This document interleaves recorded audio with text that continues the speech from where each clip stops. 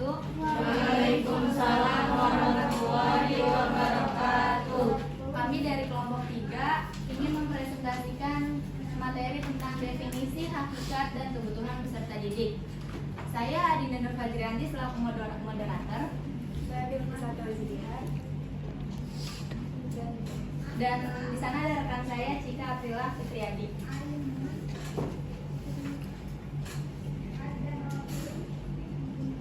Di sini ada definisi peserta didik. Peserta didik didefinisikan sebagai setiap manusia yang berusaha mengembangkan potensi diri melalui proses pembelajaran pada jalur pendidikan, baik pendidikan formal maupun pendidikan non formal.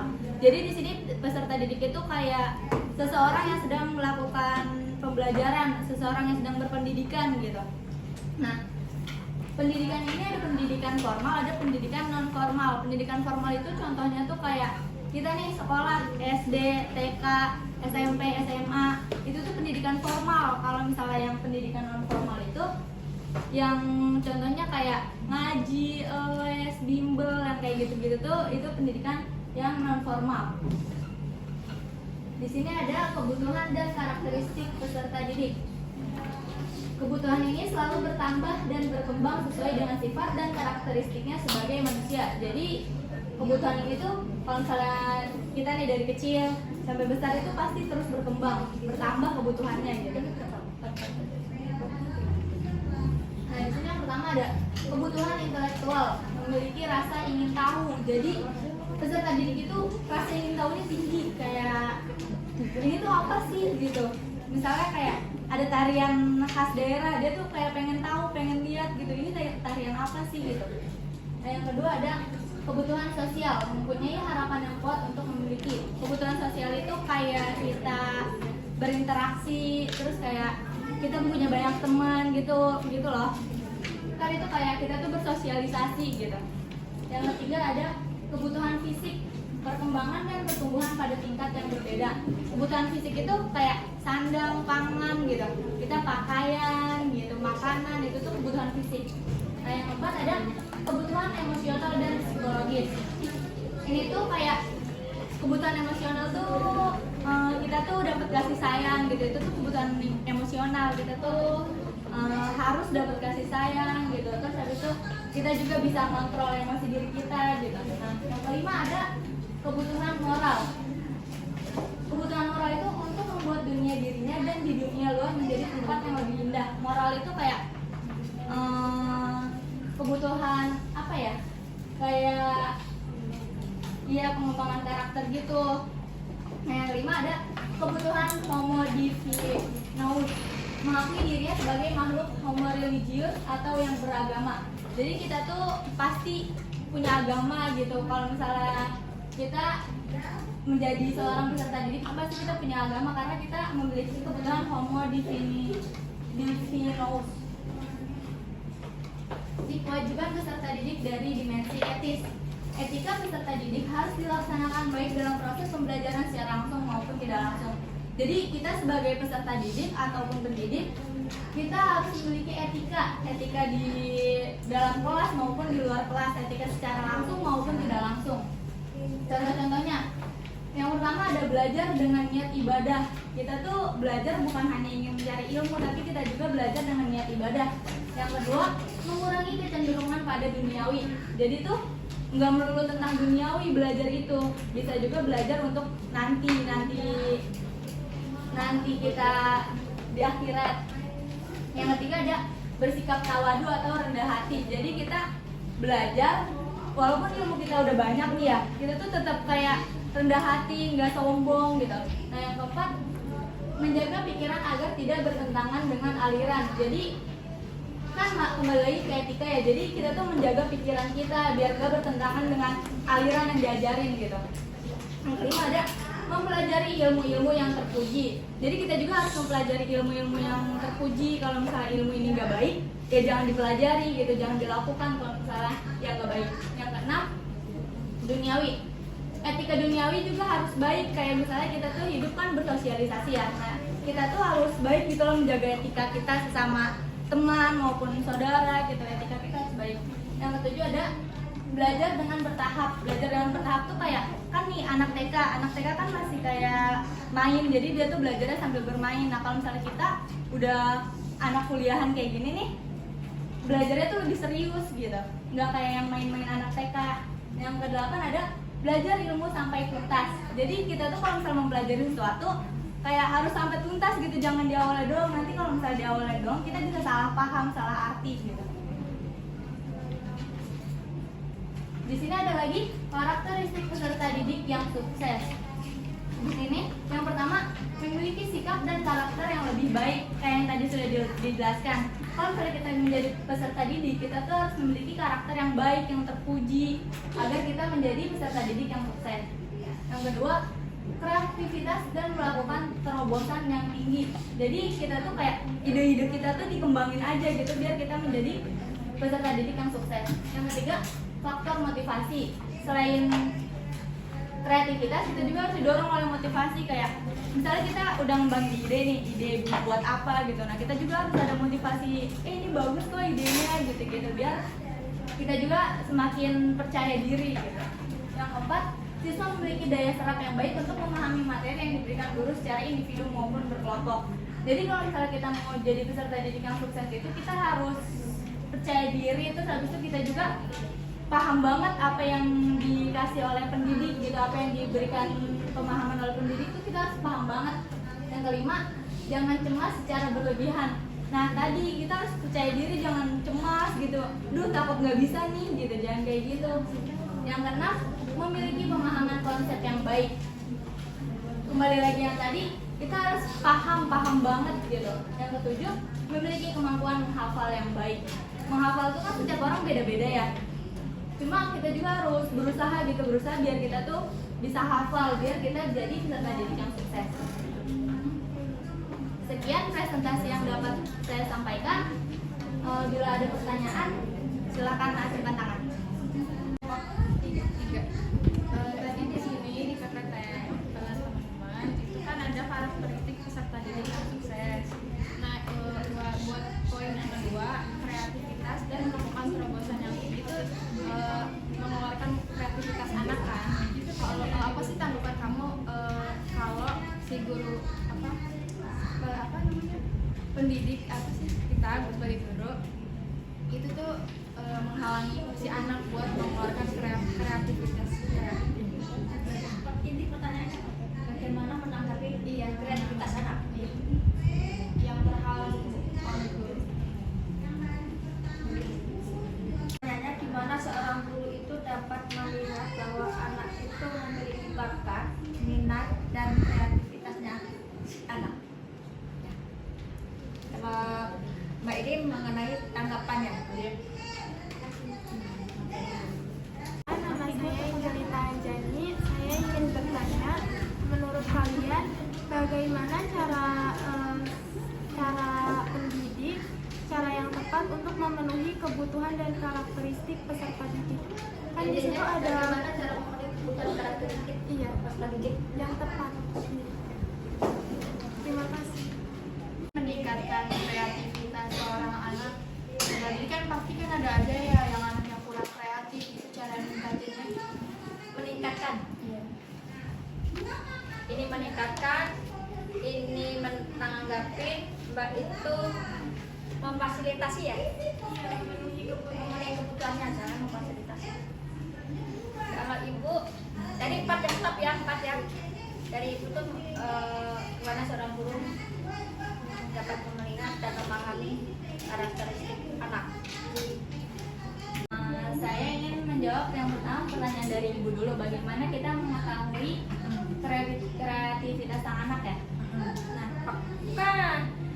Bagaimana seorang guru dapat memahami atau melihat siswa tersebut memiliki minat, bakat, kreativitas.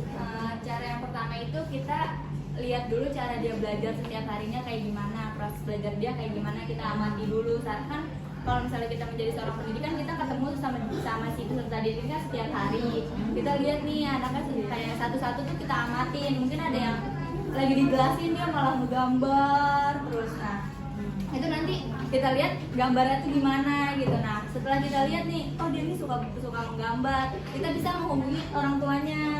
kita hubungi orang tuanya, kita tanya, Bu emang ini si anak ini emang suka menggambar?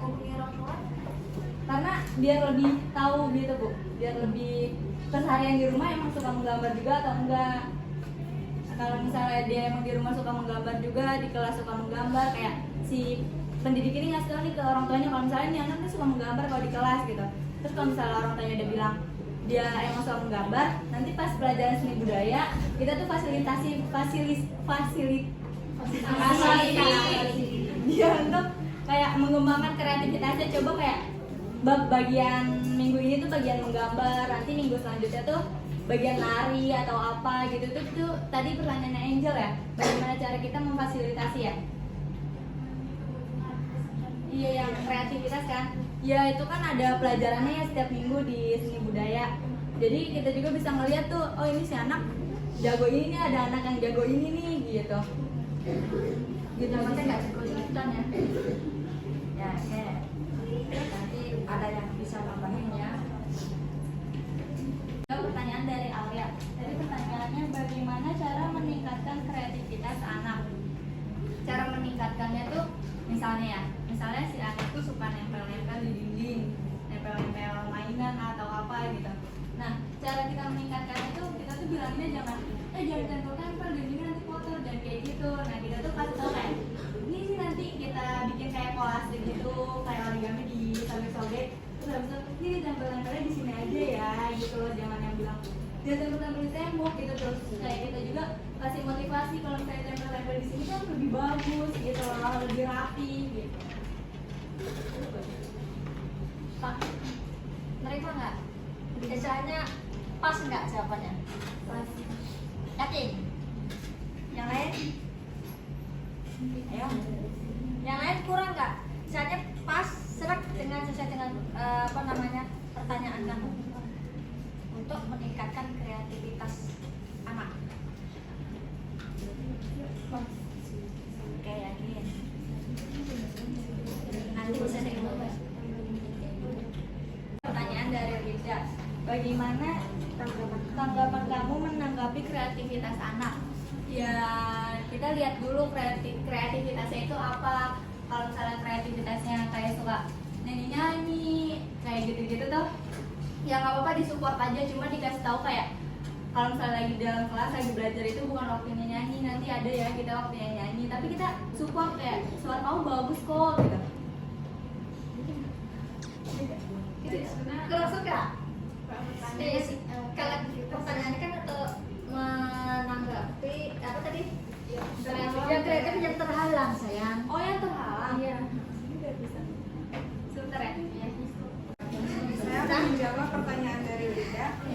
Kamu menanggapi kreativitas anak yang terhalang kan dia nggak tahu ya terhalangnya karena apa, atau karena biaya atau karena tempat-tempatnya yang kurang memungkinkan gitu. Terus itu kalau misalkan dia terhalang karena biaya, dia bisa misalkan dia mau bakat itu nyanyi, kreativitas itu bisa begini gitu. Nah terus dia bisa mungkin latihan sendiri di rumahnya dengan cara nyanyi sendiri gitu, kayak misalkan lihat dari YouTube atau karaokean gitu.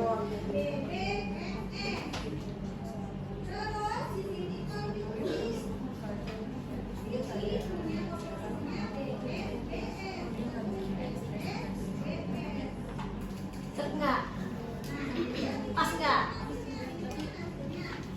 Ya, tapi belum pas banget. Terhalang juga kan ada banyak kan faktornya terhalangnya oleh apa dulu gitu. Oleh guru, jadi guru tuh kayak nggak support gitu, jadi kayak Oh, jadi misalnya ada lomba Udah kamu jawab sih. Yang terhalangnya kan satu. Nih, kalau di sekolah itu sebenarnya seorang guru atau dinas pendidikan di sekolah tempat kita tinggal, kita kan semuanya kan memfasilitasi ya tempat bagi anak-anak yang memiliki bakat, minat dan sebagainya. Misalkan kalau yang nari, bisa nyanyi, terus apa kalau itu apa namanya itu marawes ya, marawes itu kan semuanya sudah dipisah-pisahkan, ditempatkan ke yang lain gitu ya. Terhalangnya kemungkinan besar di situ kurang tenaga pendidiknya yang ahlinya, sehingga asal guru yang ngajarin gitu, jadi nggak perfect ya. Misalnya kalau kita diajarin sama guru yang nggak ahlinya gimana? Masih meraba-meraba kan? Iya. Jadi si anak ini yang tadinya aturannya antusias, jadi tadi ada sampai langsung malas dulu gitu, karena pada ahlinya yang mengajar pada ahlinya otomatis sudah melihat orangnya, gurunya nih ada nih ahlinya, energi langsung semangat gitu. Jadi terhalangnya satu, dari fasilitas sekolah itu tidak ada dana misalkan untuk fasilitasi si anak tersebut. Misalkan kalau diarahkan ke wadahnya sini. Nah, kedua, tenaga pendidik yang di SD kayak di apa kan, guru seni ya, guru seni kan jarang guru di SD. Coba ada nggak ya guru asli guru seni? Kan nggak ada. Jadi guru wali kelas kan mobile, ini hayo itu hayo, guru SD kan borongan. Kan nggak mungkin guru semuanya itu punya kesepil, misalkan bakatnya anak terus kita pegang. Gurunya harus latihan dulu, berapa dulu. Akhirnya yang anaknya yang memiliki bakat di situ kan kurang inilah, jadinya semangat, males lah gitu. Kita di situ ya. Terus kalau yang untuk meningkatkan ya kreativitas, misalkan si anak ini pandai hirok misalkan ya. Bagaimana cara kita meningkatkan si anak ini biar mendapatkan prestasi terus? Satu, kita latih tiap minggu atau tiap di jam ekstrakurikuler.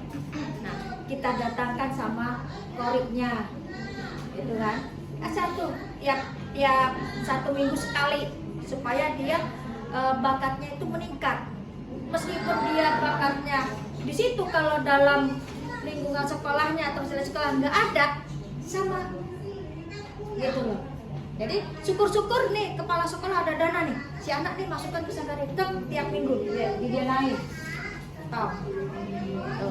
Intinya dari pihak sekolah itu emang sekolah masing-masing ya, yang misalnya ada yang fasilitasnya full, ada yang enggak, ada yang biasa, kadang-kadang ada nggak sama sekali. Kita lihat kondisi sekolah masing-masing ya, untuk meningkatkan. Jadi kalau untuk meningkatkan itu kita asah terus.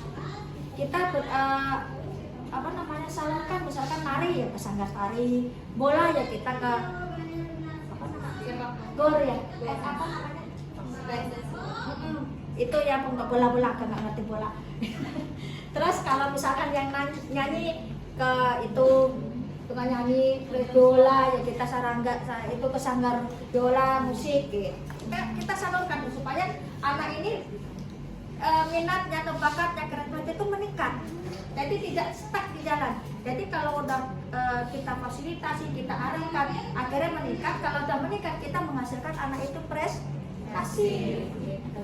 Dengan prestasi itu nanti kalau ketika suatu saat masuk ke perguruan tinggi atau kemana itu gampang. Kesikilnya apa? Sekarang lihat di masuk TNI aja, di tesnya apa? Al-Quran. Iya. Supaya apa?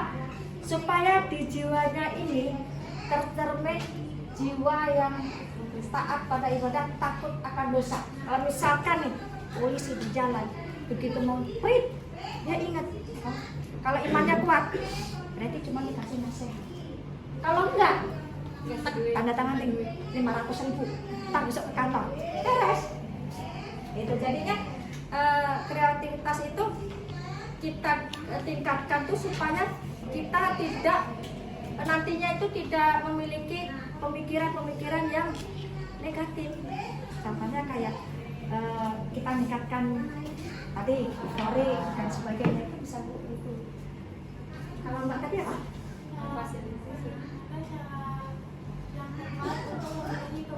Ya, berarti kebutuhan ini jadi disesuaikan dengan si bakatnya si anak. Betul ya. Jadi pertanyaan Ibu, pertanyaan Mbak, ini itu satu harus itu nggak usah kamu jawab, itu udah keluar dari jawabnya. Nggak sampai mikir. Oke? Ada lagi? Ini waktu jam berapa? lanjut presentasi yang kedua. Sekian presentasi dari kelompok kami. Kurang lebihnya mohon maaf. Wassalamualaikum warahmatullahi wabarakatuh.